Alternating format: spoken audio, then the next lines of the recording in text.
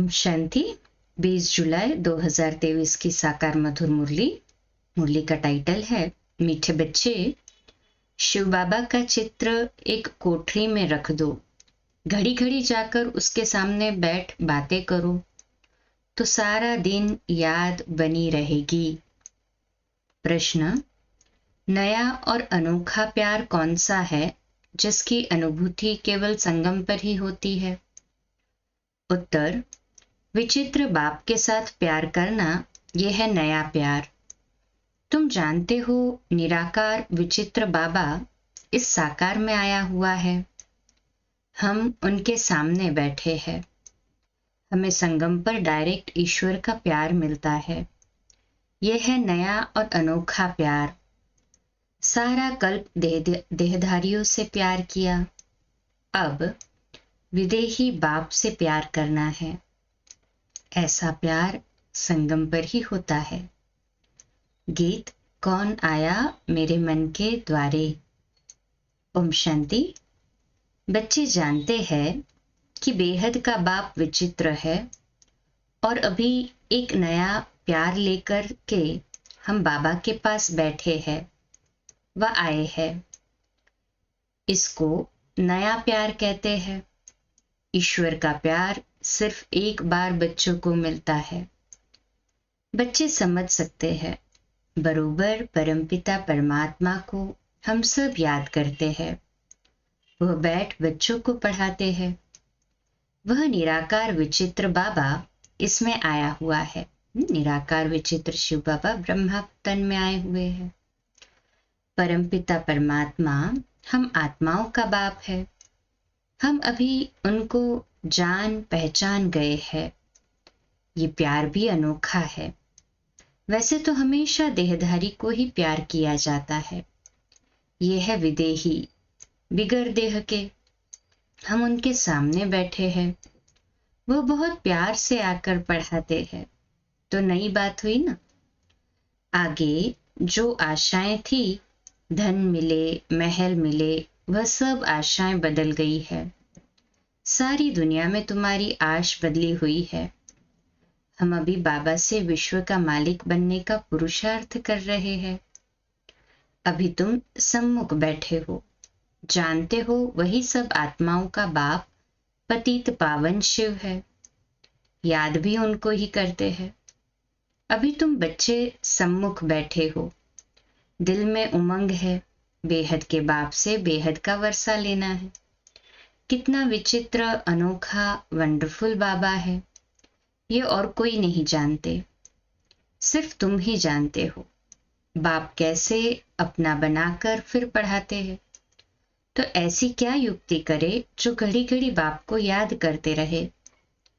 बाप राय देते हैं हर एक अपने घर में शिव का चित्र रख दे। शिव बाबा का चित्र देख समझेंगे। बेहद का बाबा पतित पावन आया हुआ है, पावन दुनिया स्थापन करने। उनसे हम अभी 5000 वर्ष पहले मुआफिक वर्षा ले रहे हैं, स्वर्ग के स्वराज्य का। आत्मा जानती है हम स्वर्ग में जाकर शरीर के साथ राज्य करेंगे। जो बात कभी स्वप्न में भी नहीं थी, अब वह आया है।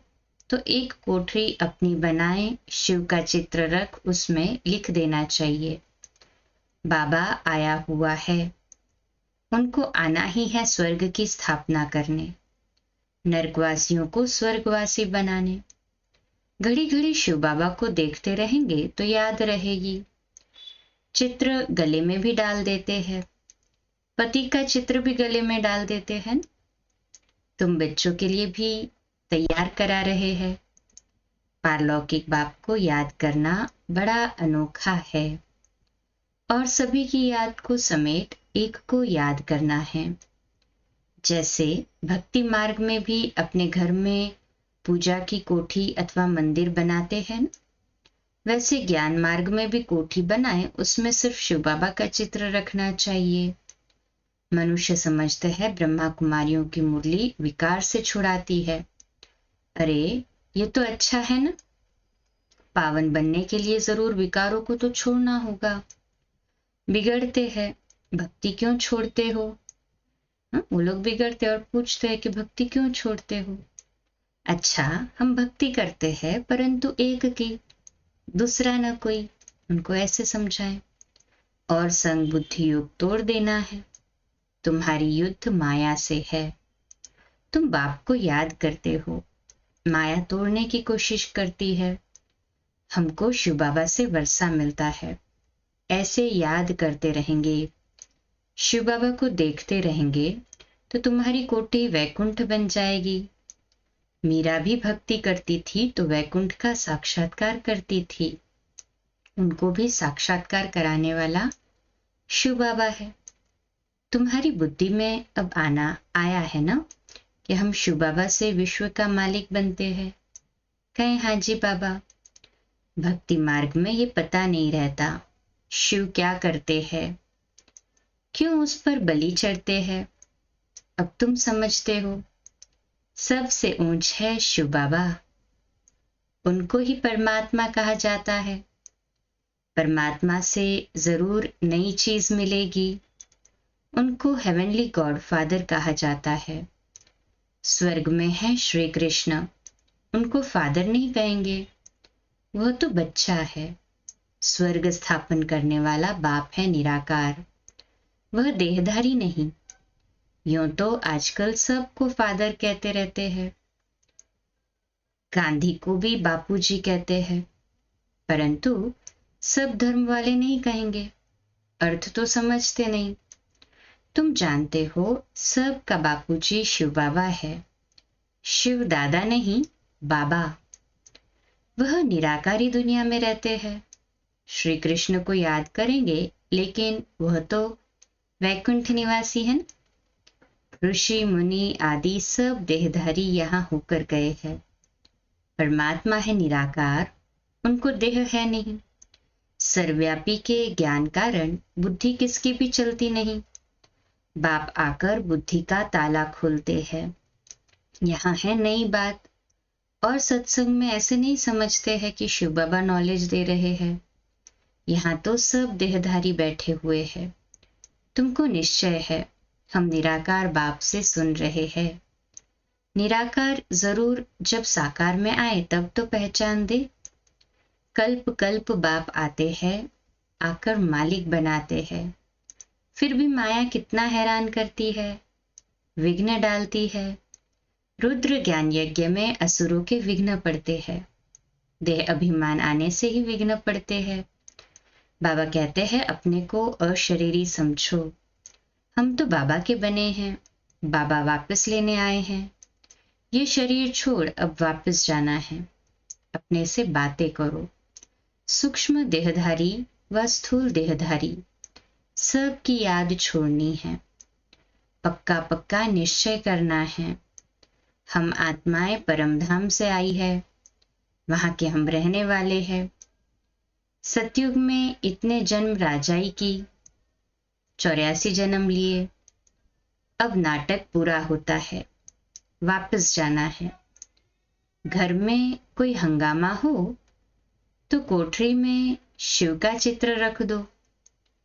ब्राह्मण लोग स्त्रियों को कहते हैं कि शिव की पूजा नहीं करनी है, परंतु शिव बाबा तो आते ही है माताओं के लिए। शिव के ऊपर तो बहुत जाकर लोटियां चढ़ाते हैं। पुजारी लोग खुश होते हैं क्योंकि माताएं सबसे जास्ती पैसे रखती है। भक्ति की सच्ची भावना अबलाओं माताओं में रहती है। पुरुष तो जैसे खग्गे है, घड़ी घड़ी बाहर निकल जाते हैं। बुद्धि योग बहुत भटकता है। पत्नी का पति तरफ बहुत मोह जाता है। तुम बच्चे समझते हो ये दुखधाम है। अब सुखधाम स्थापन करने वाला बाबा आया हुआ है। युक्तियां रचनी हैं। हम बाप को कैसे याद करें? उनको इन आंखों से नहीं देखा जाता। ये आत्मा कहती है हमारा शिव बाबा बाप है। शिव का चित्र देखने से बड़ी खुशी होगी। तुम बच्चों का योग भी अव्यभिचारी चाहिए। शिव का चित्र रख घड़ी घड़ी याद करते रहो। बाबा ने अपना मिसाल बताया है। लक्ष्मी नारायण के चित्र से हमारा कितना प्यार था। फिर एक दिन ख्याल आया लक्ष्मी दासी बन पाँव दबा रही है, ऐसे तो ठीक नहीं है। तो आर्टिस्ट को कहा इससे लक्ष्मी को तो मुक्त कर दो। बाकी नारायण का चित्र पॉकेट में पड़ा रहता था, एक पॉकेट में, एक मुरादी के बॉक्स में। घड़ी घड़ी चित्र देखता रहता था, जैसे मस्त, परंतु गुप्त करता था, कोई देखे नहीं। ब्रह्मा बाबा को इतना चित्र देखने का होना रहता था, परंतु गुप्त रूप में, नहीं तो कहेंगे ये क्या करता है। पहले श्री कृष्ण से प्यार था, फिर उनको छोड़ विष्णु से हो गया। जैसे भक्ति नौधा होती है, वैसे ये याद भी नौधा होनी चाहिए। इससे प्राप्ति बहुत भारी है, उनसे तो कुछ नहीं, अल्पकाल के लिए थोड़ा सुख मिलता है उस भक्ति से। फिर दूसरे जन्म में मेहनत करनी पड़े। भक्ति में, धंधे आदि में मेहनत लगती है। कमाओ तब खाओ। बाबा तुमको इस एक जन्म में इतनी मेहनत कराते हैं जो 21 जन्म प्रालब्ध भोगते रहेंगे। Double underline. कुछ मेहनत करने की दरकार नहीं रहेगी, 21 जन्म सदा सुखी रहेंगे। तो ऐसा बाप जो पुरुषार्थ करना सिखलाते हैं, उनको तो याद करना चाहिए ना।